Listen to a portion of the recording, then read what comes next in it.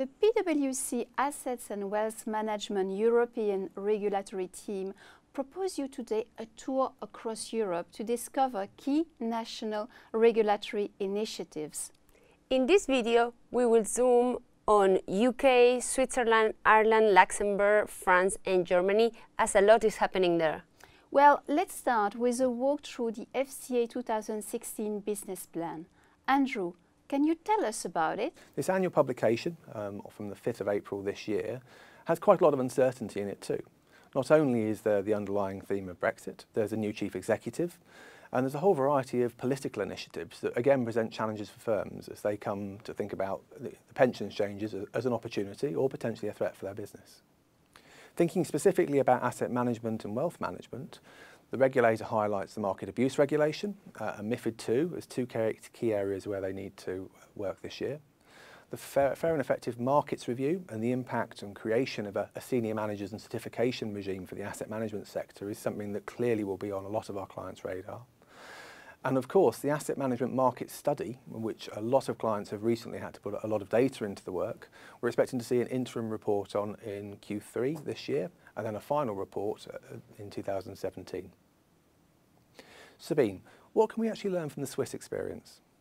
Indeed, Switzerland is being surrounded by and intensely intertwined with many EU countries, and it is therefore important to assess and to anticipate the regulatory impacts of EU directives.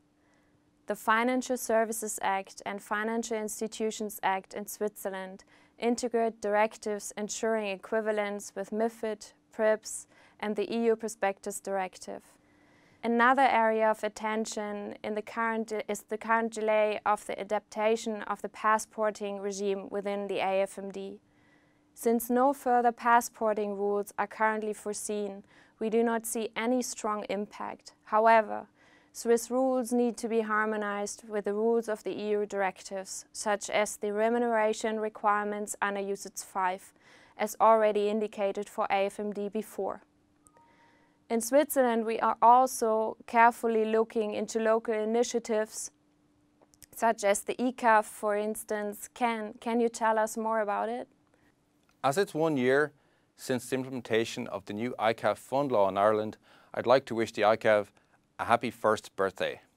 The ICAF law put in place a legal framework for a corporate fund vehicle specifically designed for investment funds. An ICAV is registered and authorised by the Central Bank of Ireland and can be set up as either a UCITS or as an AIF under AFMD. The key feature of the ICAV is that it's a regulated fund vehicle specifically designed for investment funds. ICAVs can be established as umbrella structures where each sub-fund has segregated liability from every other sub-fund, and each sub-fund can produce separate financial statements. Since its launch 12 months ago, the ICAF has become the regulated vehicle of choice for the establishment of investment funds in Ireland, with 150 ICAF structures launched comprising 265 sub-funds. Xavier, Luxembourg is also enhancing its product toolkit with a new vehicle, the RAIF. Is that the correct pronunciation? As a native French speaker, I would say RAIF, but I trust you for the correct English pronunciation. Yes, we do have a new form of investment vehicle for competing with the Irish ICAF. The RAIF is copy-pasted from the SIF regime, including its taxation regime. They can be set up with sub-funds and can have a variable capital.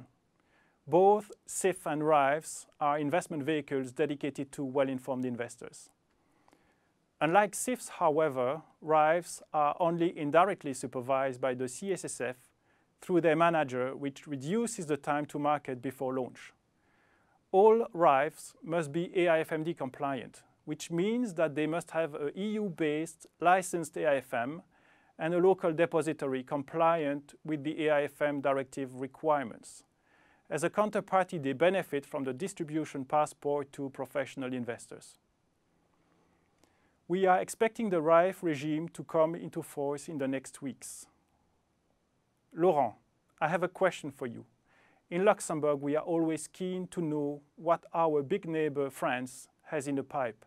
Can you update us on the AMF priorities? There are several important changes taking place on the French market for asset managers.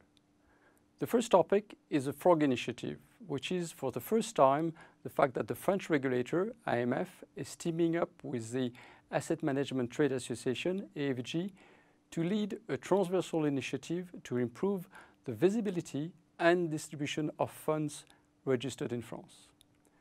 The second topic is the adaptation of the scope of implementation of MiFID II for asset managers.